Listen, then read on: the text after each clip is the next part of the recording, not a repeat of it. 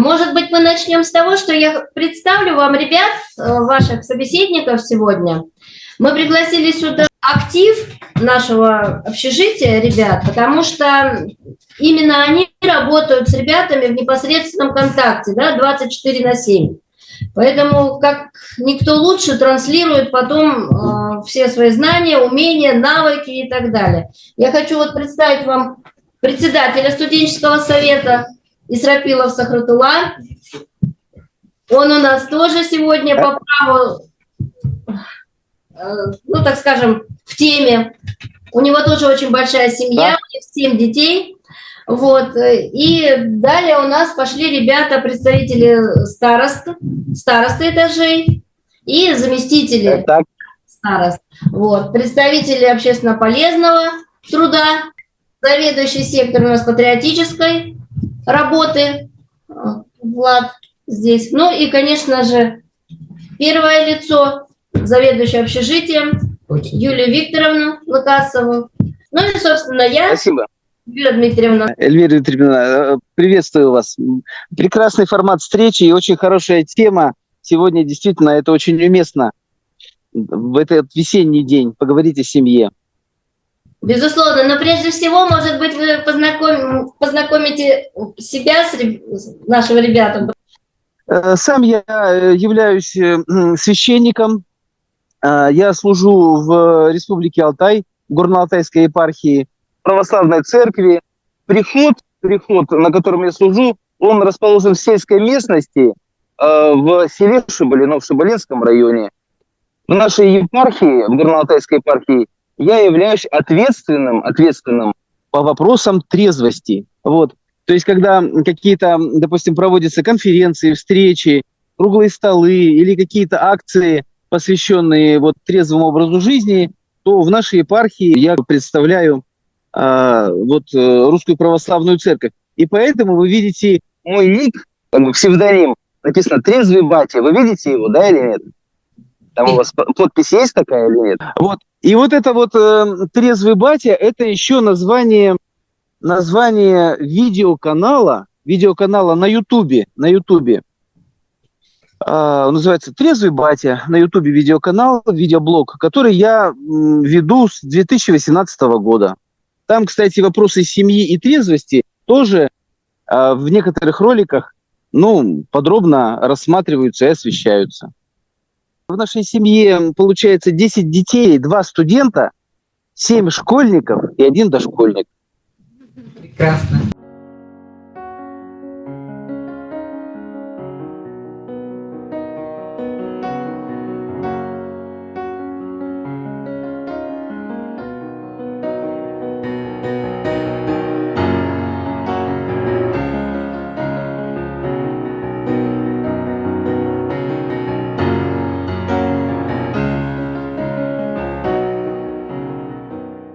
Еще и наблюдаю за тем, что у нас студенты порой совершают поступки, которые лучше, конечно, не афишировать. И вот возвращаясь к теме, что вы ведете канал, я вот уже задумываюсь, может, нам уже сектор такой открыть тоже, ответственного за трезвость, за трезвый образ жизни, потому что, актуально.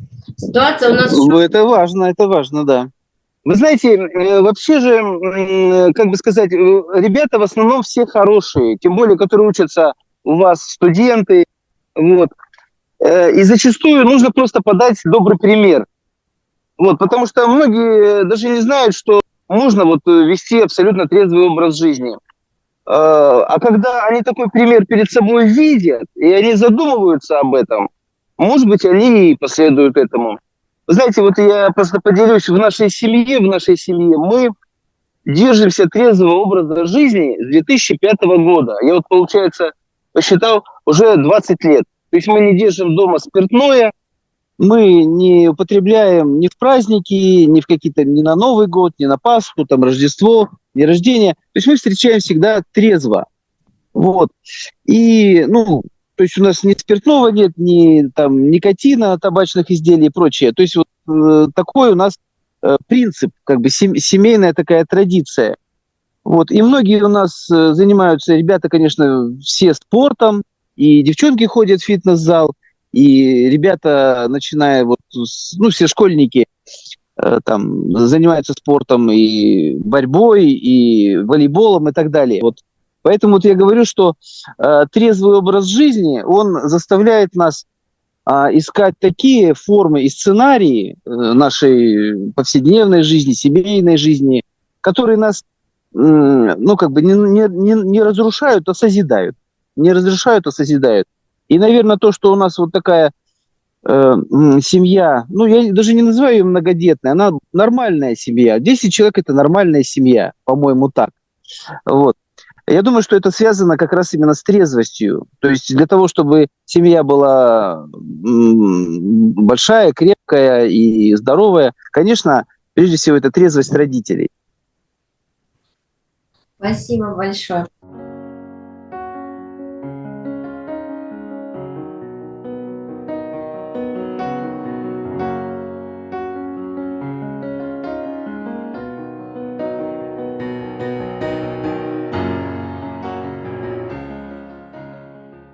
Давайте я задам вопрос.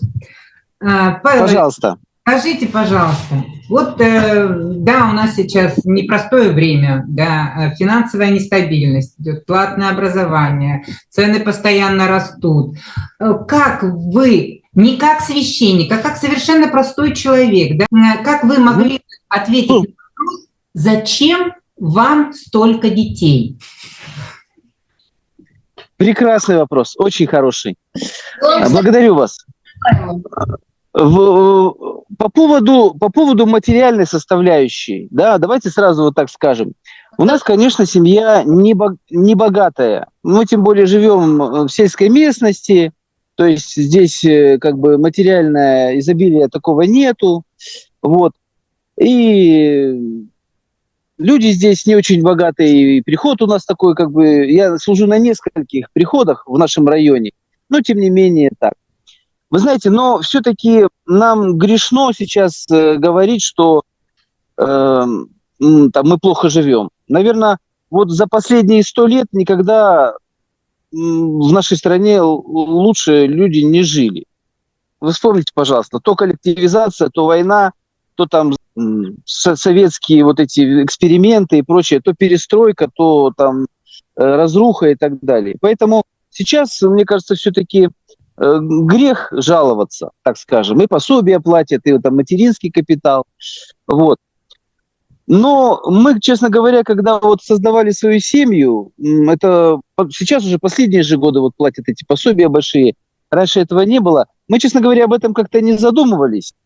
Вот. И я хочу вам сказать, отвечая на ваш вопрос, то есть зачем так много детей, да?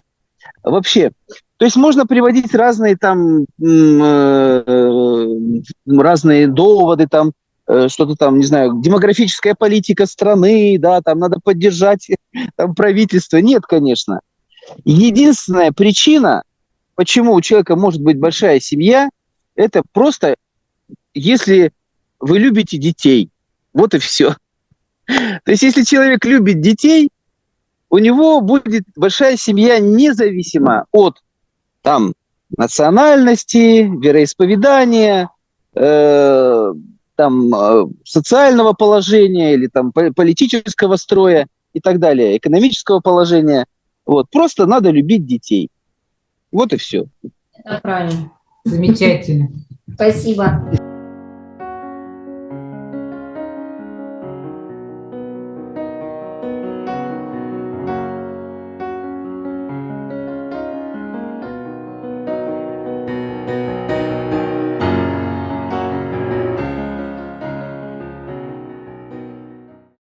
Большое. Ну что, ребят, продолжаем вопросы.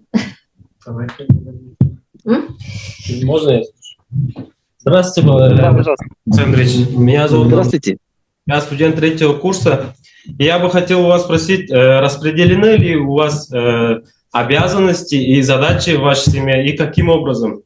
Спасибо большое. Да. Благодарю. Тоже очень хороший вопрос. Конечно, как семья – это структура, это даже и экономическая структура, да, и социальная. Вот, и у нас даже одно время был график.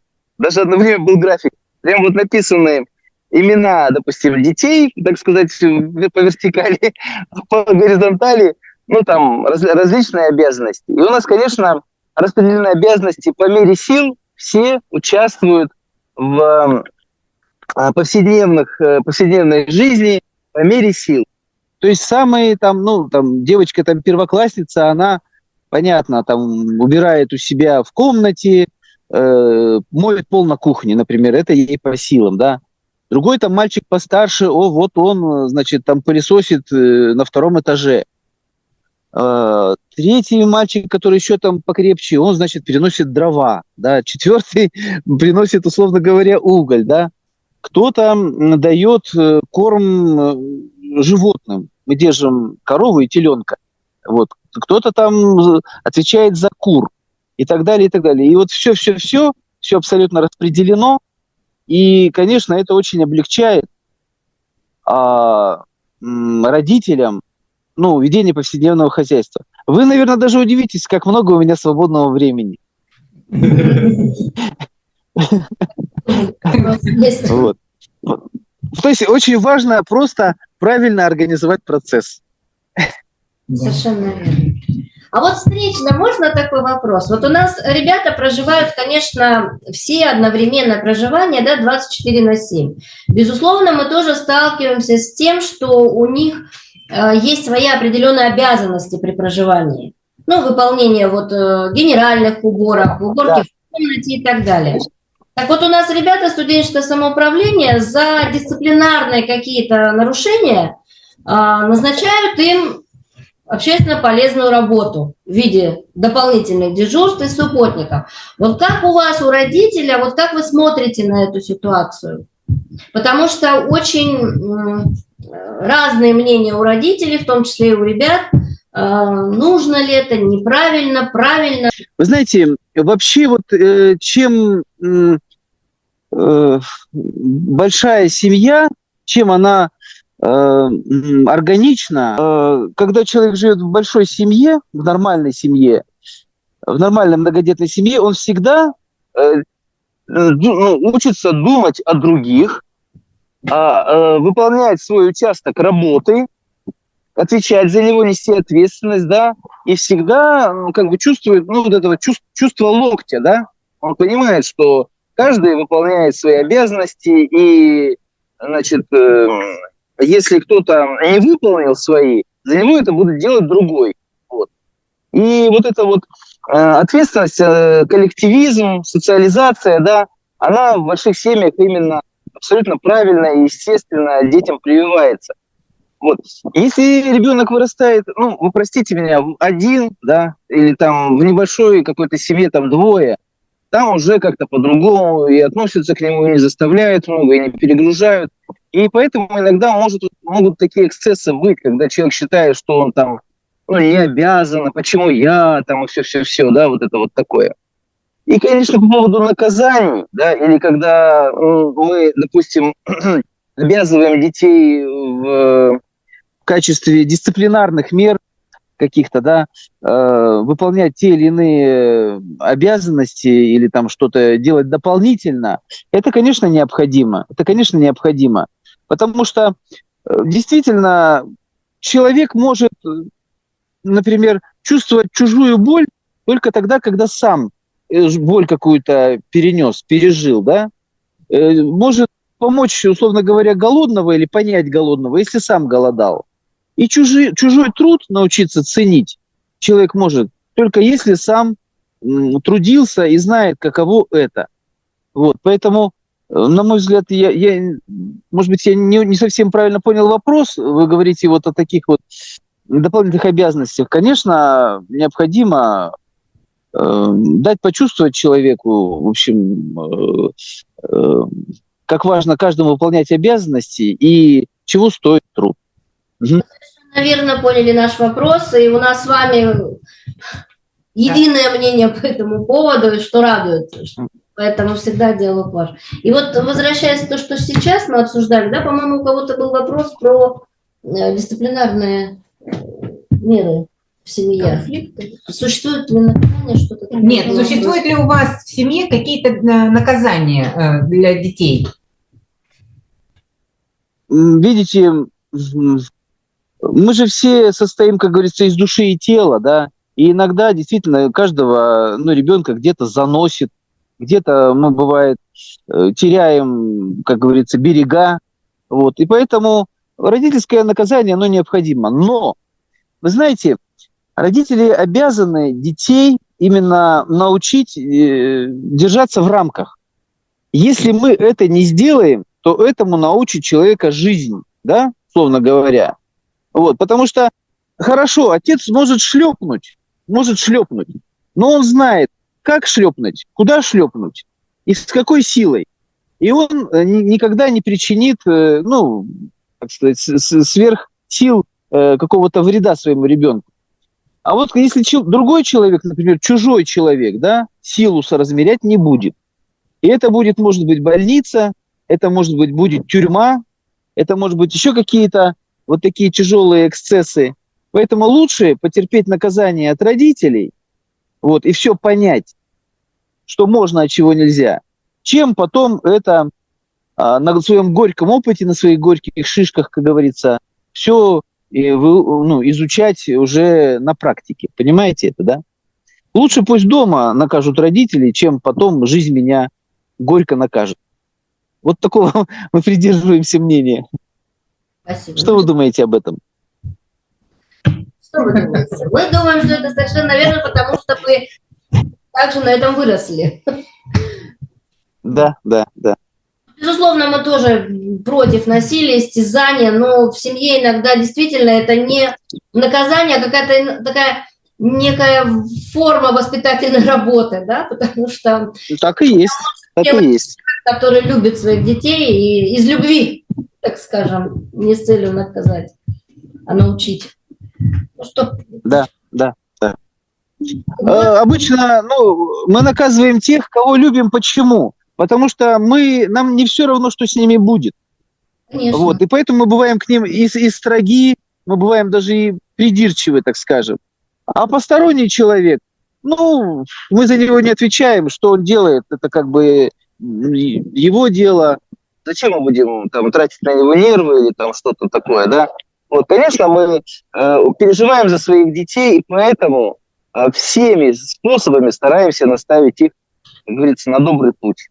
Ага.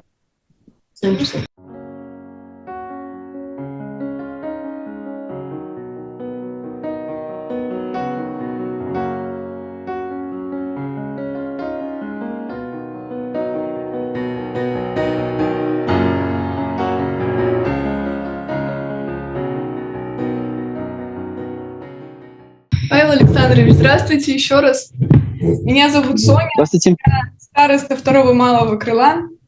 Такой вопрос сопутствующий. Какие для вас самые сложные ценности было привить своим детям? Простите еще раз, какие что? Какие ценности для вас сложнее всего было привить своим детям? Да, сложнее. Вы знаете, я неожиданно отвечу на этот вопрос. Неожиданно этот вопрос отвечу. Во-первых, мы не можем говорить об этом в прошедшем времени, потому что, я еще в процессе нахожусь прививания ценностей своим детям, да. Даже те дети, которые уже выросли, но тем не менее мы все равно с ними чувствуем связь и все равно стараемся, мы за них отвечаем. Вы знаете, вообще родители должны заботиться только об одном, чтобы воспитывать самих себя. Поэтому здесь вопрос не в том, какие ценности я привью своим детям, да, и насколько это трудно. А проблема в том, как бы мне себя воспитать. Потому что дети всегда берут пример с родителей. Можно говорить им какие угодно хорошие слова, можно топить за традиционные ценности, да, и прочее. Но если ты сам в своей жизни этого не выполняешь, и делаешь наоборот, или они в тебе видят пример, ну, не очень хороший, то все эти слова, они, ну, как сами понимаете, ничего не значат. Это пустой звук. Вот. Поэтому я больше всего, так сказать, хотел бы воспитать самого себя. Вот. А дети, они же не дураки, они же не глупые. Они смотрят на нас и нас копируют. Поэтому если мы хотим привить детям какие угодно ценности и хорошие качества, и таланты, и способности, мы должны воспитывать самих себя. Вот. А все остальное приложится. Поэтому самое трудное для меня – воспитание самого себя. Спасибо. Может быть, в процессе обмена вопросов у вас есть вопросы? Тоже давайте будем как-то так. Может быть, у вас тоже есть вопросы к ребятам, к нам? Да, конечно. Конечно, у меня есть вопросы. Ну, например, вот девушки, да? Девушки здесь есть на 2-м курсе, которые учатся, на 3-м, на 4-м, да? Вот. Правильно я понимаю? Даже на 5-м кто-то, да? И здесь, получается, замужних нет в этом возрасте. По-разному бывает. У нас есть и девочки По-разному, да? на 2-м курсе, но замужем уже, либо, ну, по-разному. Замужем, да? Ну, я говорю как бы о тенденции, об общей. Посмотрите, как изменилась структура, жизненный сценарий, особенно у девушек, да? То есть, пока учишься, замуж мы не выходим, потому что, ну, надо учиться, а когда замуж вышел и пошли дети, там уже не до учебы. То есть это 22-23 года, да? Даже 24 в случае с медиками, правильно я понимаю? Вот. Выйти замуж сразу после обучения, в 25 лет, но ребенка родить сразу как-то не получается и неприлично. Надо хотя бы годика 2 поработать, правильно же, да, как себя зарекомендовать. То есть первый ребенок, получается, рождается в 27 лет, вот, потом там 2 года, допустим, или 3 года там в декрете, вышел, снова там поработал. Второй ребенок рождается примерно в 30-32 года. Вот. Ну, а потом уже как бы особо и рожать-то не хочется. Ну, уже как-то и сил нет таких, и зачем. Вот. И вот здесь вот я вижу, что зачастую наш современный уклад, профессиональные обязанности, современный уклад, которым живет современный человек, урбанистический уклад, да, он, конечно, идет вразрез с, с тем, чтобы иметь нормальную большую семью. Вот. Вы знаете, я сам вот городской человек, я вообще родился в Барнауле и прожил в Барнауле до 30 лет. И вот когда у нас дети-то родились первые, там вот 2 дочери, мы обнаружили, что вообще с ними негде гулять. Мы жили в самом центре, прямо на Ленина, на Ленинском проспекте. Вот. Во-первых, все загазовано, во-вторых, какие-то непонятные люди сидят во дворе, то есть ты просто так ребенка не выпустишь, за ним обязательно надо следить. Вести в школу, вести из школы, в кружок, если это или еще что-то такое, то надо обязательно его одевать, наряжать. В общем, это очень большой труд. И вот я не случайно живу в сельской местности, я просто не представляю, как нормальную большую семью можно жить в городе. То есть, что бы со мной было, какая мне нужна квартира, если бы я жил в городе. Представляете, у нас 12 человек в семье. То есть, это надо целый этаж, наверное, да? Вот. И поэтому я вам, как будущим медикам, и говорю, мы приглашаем вас в сельскую местность. То есть, для того, чтобы мы живем, я спокойно чувствую себя, у нас там 2 тонны картошки, 3 центнера моркови, да, и так далее, корова и мясо, и все. И я понимаю, что я свою семью могу прокормить. Вот. Поэтому вот задумайтесь, пожалуйста, что урбанистический уклад, городской уклад, да, вот он зачастую, конечно, является для семейного вот такого нормального большого коллектива, ну, враждебным или вот таким агрессивной средой. Задумайтесь, пожалуйста, об этом. Когда будете выбирать свое место работы.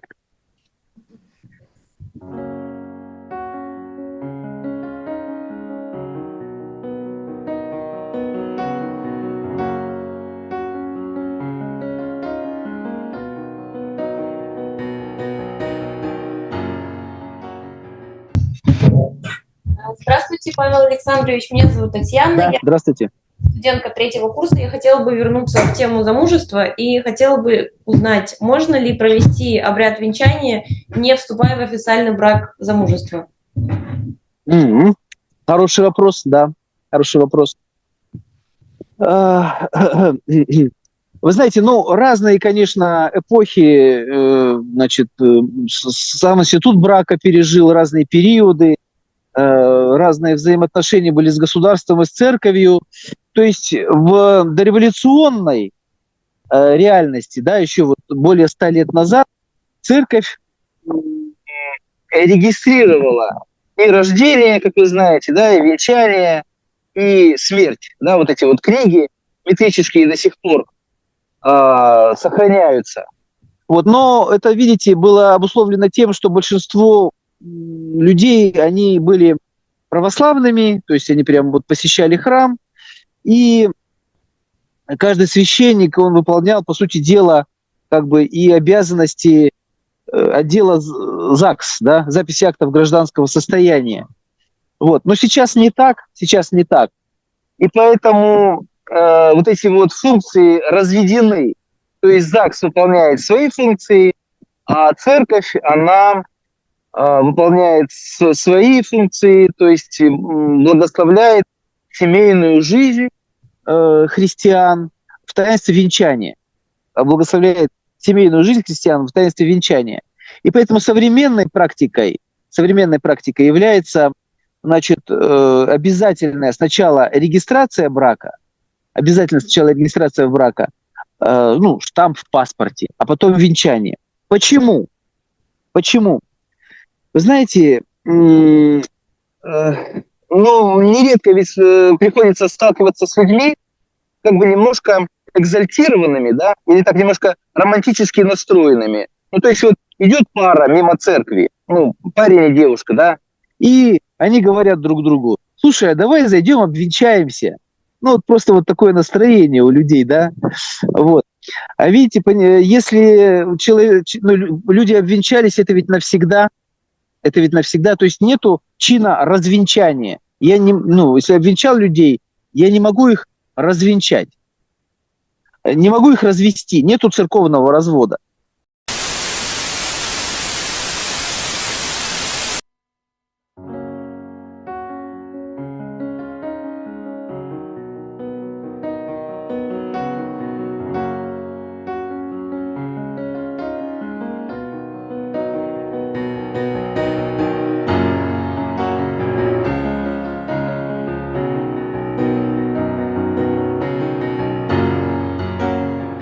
Как известно, короны, да?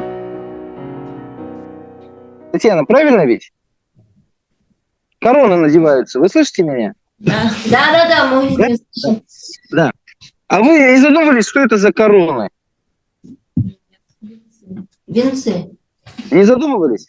Почему именно короны во время венчания? Что это значит? Ну, короли какие-то, королевства или что это? Цари? Это короны, знаете что?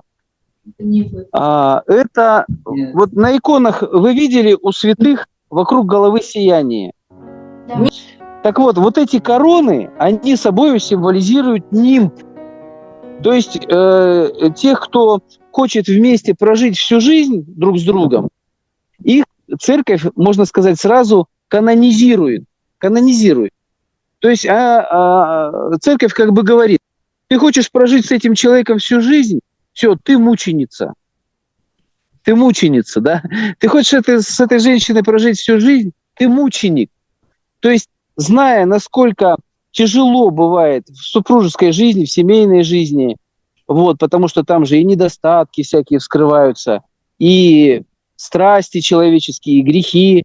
Как вот трудно прожить всю жизнь, то людей сразу канонизируют, надевают им венцы, как у святых. Вот. Вот что значит венчание. Вот. И как вы думаете, какое самое главное качество нужно для того, чтобы, ну, вот, чтобы иметь нормальную семью и чтобы быть счастливым в семейной жизни? Как вы думаете, какое самое главное качество? Татьяна, вас спрашиваю. Как думаете? Терпимость. А? Терпимость. Терпение, да? Терпение. И еще постоянство. Постоянство есть такое качество, да? Постоянство, вот мы ценим в людях постоянство. Например, вот человек стал учиться в мединституте, и он посещает все лекции, внимательно записывает практические работы, да, и становится хорошим врачом. Он проявил постоянство в учебе и стал хорошим врачом. Правильно ведь, да? Или человек, например, спортом стал заниматься, юноша. Он стал заниматься спортом, посещает тренировки и проявил постоянство и стал спортсменом. И так вот во всем. В работе, в спорте, в учебе. Если ты постоянство проявляешь, то ты достигаешь цели. Терпение, постоянство. А если постоянства нет, тогда к такому врачу никто не захочет пойти. Правильно ведь лечиться, да? Если человек там, ну, купил диплом в переходе. Правильно ведь, да? Так вот, вот это вот постоянство, это самое главное, ну, качество вообще человеческой жизни, и особенно в семье.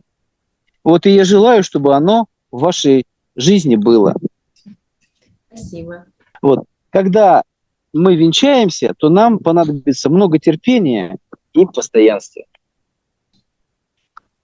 Спасибо большое. И позвольте, я еще об одном выскажусь. Может быть, ну, как бы без вопроса, а вот такая мысль у меня насчет семьи, раз мы эту тему подняли. Знаете, вот я вижу, что сейчас семья, именно постоянная, вот, без разводов, вот такая большая семья, это является предметом роскоши. Как вот дорогой автомобиль, Rolls-Royce, да? Как счет в швейцарском банке, да? То есть это... Вот вы обратили внимание, у кого семьи большие и у кого есть постоянство вот это вот в семейной жизни? Британская королевская семья, да? Вот вы видите, что там принц Уильям, принцесса Кейт, они, значит, вот с детьми там куда-то там поехали или путешествуют, или еще что-то такое, да, дети подрастают, вот они в школу пошли, вот они там в армию пошли и так далее. Вот.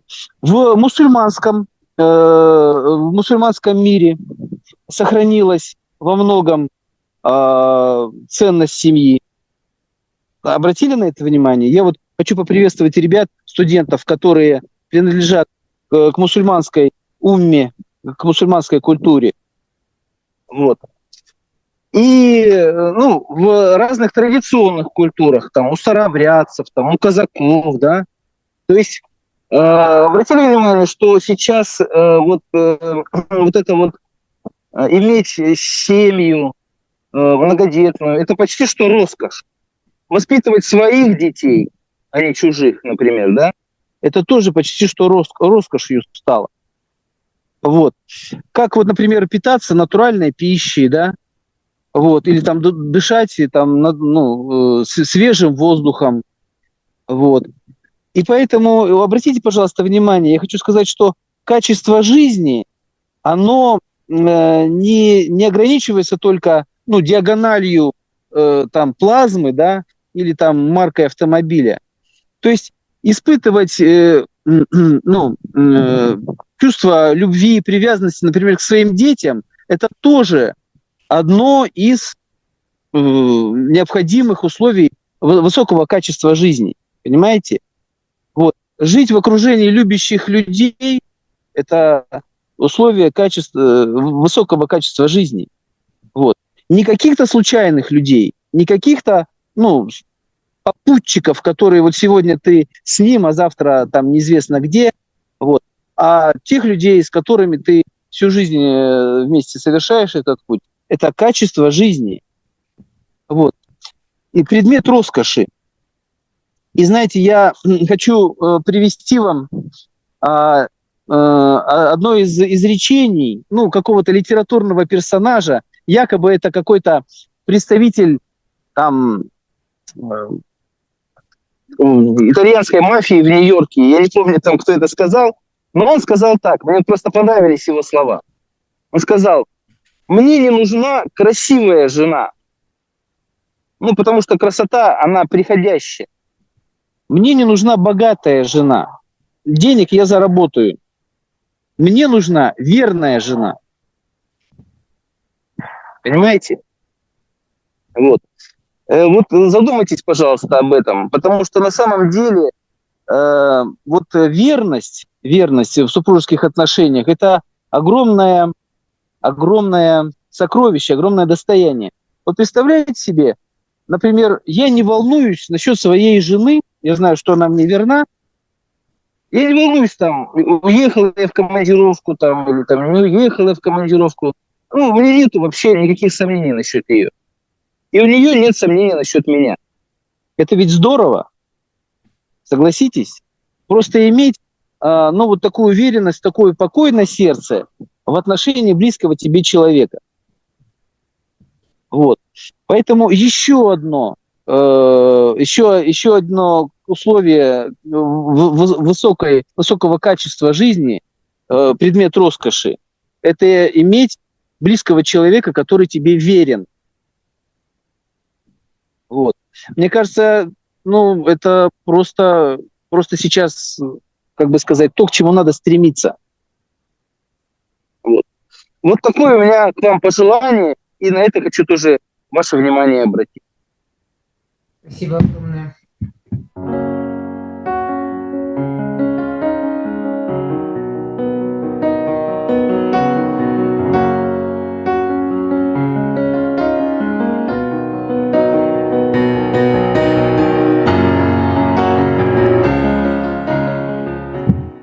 Павел Александрович, я вот тоже хотел задать вопрос. Я вот из многодетной семьи, вот я состою в семье, где 3 детей, ну, по сравнению с вами, не такая уж и многодетная. И Ну ничего, тоже хорошо. став постарше- Прости, пожалуйста, Владислав, как тебя зовут?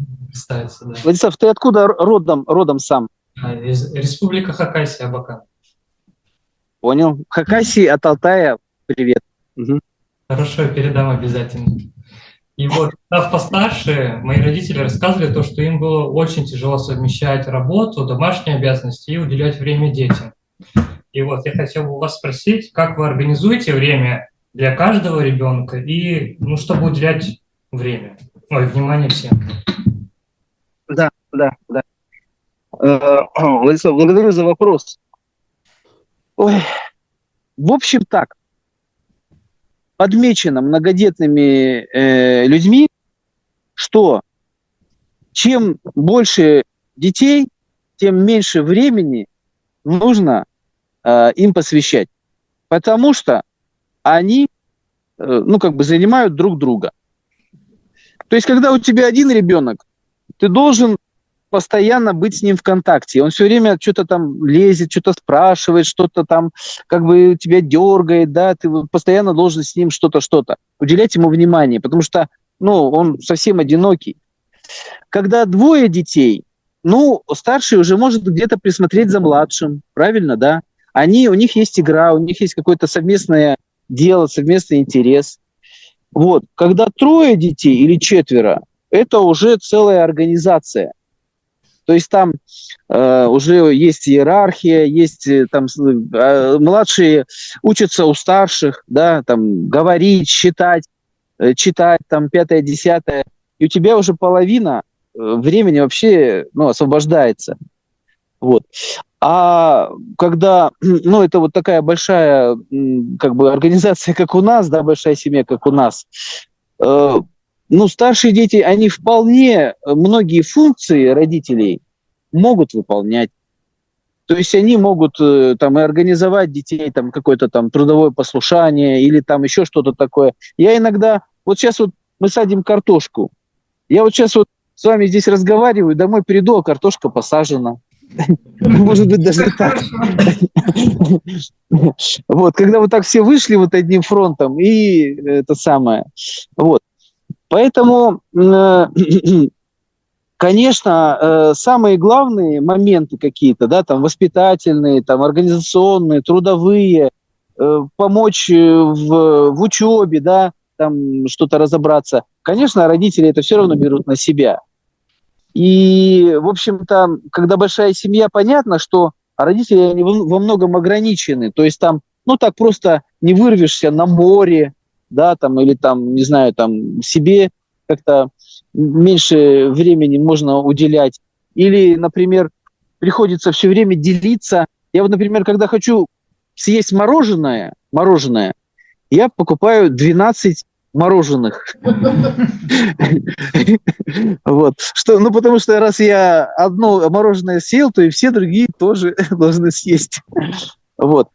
Но поэтому много времени, конечно, семья занимает, но когда дети, они многие родительские функции могут замещать. Они могут замещать. И поэтому как-то все равно распределяется время между всеми. Внимание между всеми распределяется. Спасибо, Владислав, за вопрос. Вам тоже спасибо. Павел Александрович, появился вот такой еще выходящий вопрос из вашего объяснения.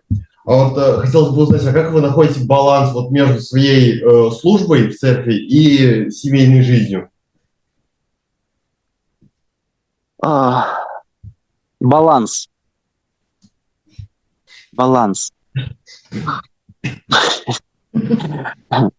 Ну, Мы его все ищем, не можем найти. вы знаете, в общем, мы решаем проблемы по мере их поступления. Вот.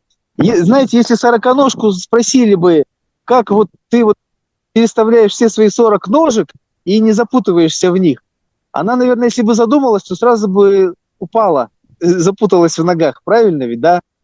Ну, вот она как-то переставляет, вот они вот само собой как-то идут и идут. Так и здесь. Ну, то есть, в общем, есть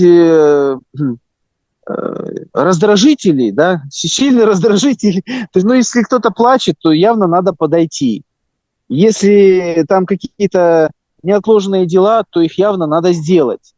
Вот. Ну, то есть, дитя не плачет, мать не разумеет, называется, да. То есть, ну, какие текущие вопросы есть, стараемся их решать, вот и все. Не знаю, как баланс между ними найти. Ну, жизнь научит, в общем, так. Извините, может быть, не очень понятно ответил на этот вопрос. В общем, решаем проблемы по мере поступления, да. Простите? Как любите отдыхать? Отдыхать. Вот. Слушайте, я вот сам барнаульский.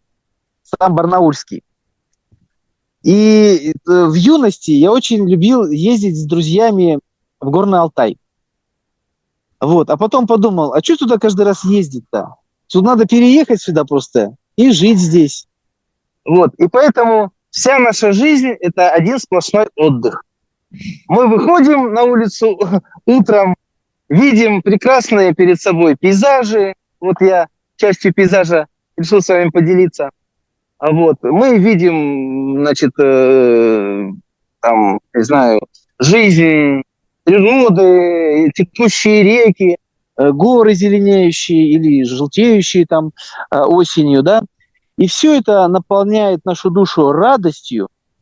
Вот. И можно сказать, что вся наша жизнь – это сплошной отдых. А еще есть такая пословица: кто занимается любимым делом, любимой профессией, тот не работал ни дня. Вот. А поскольку я занимаюсь своим любимым делом, то я от него не устаю. Знаете, как в анекдоте тоже спросили одного, говорят, слушайте, а как вы отдыхаете? А он говорит, а я и не напрягаюсь. Так что вот я думаю, что самый правильный подход это такой. Да, к сожалению, у нас мы занимаемся любимым делом с ребятами, а у них есть еще обязанности. Да. Поэтому я думаю, что пожалуйста, позволим им сейчас тоже уделить время все-таки. Да. Они у нас после учебного. Конечно. И мы очень вам благодарны, что вы нам позволили сегодня так вот пообщаться, потому что нам, правда, это ценно и очень интересно. Вопросов вообще подготовили миллион, но тоже не хочется злоупотреблять и вашим временем, и ребятишек уже вижу. Благодарю вас. Давайте, может быть, я не настаиваю, но если мы через какое-то время еще раз соберемся, может быть, по какому-то другому вопросу, я буду тоже очень рад. Например, осенью там, или как-то еще, или на следующий год. Я попрошу Владимира, вот мы с ним потом свяжемся отдельно. Мы постараемся сделать запись этой трансляции, а может быть, с какими-то наиболее интересных моментов, наверное, не полностью, а наиболее интересных моментов. Вот. И потом, может быть, выложим в сеть, и можно будет еще пересмотреть, вернуться к каким-то наиболее острым, животрепещущим вопросам.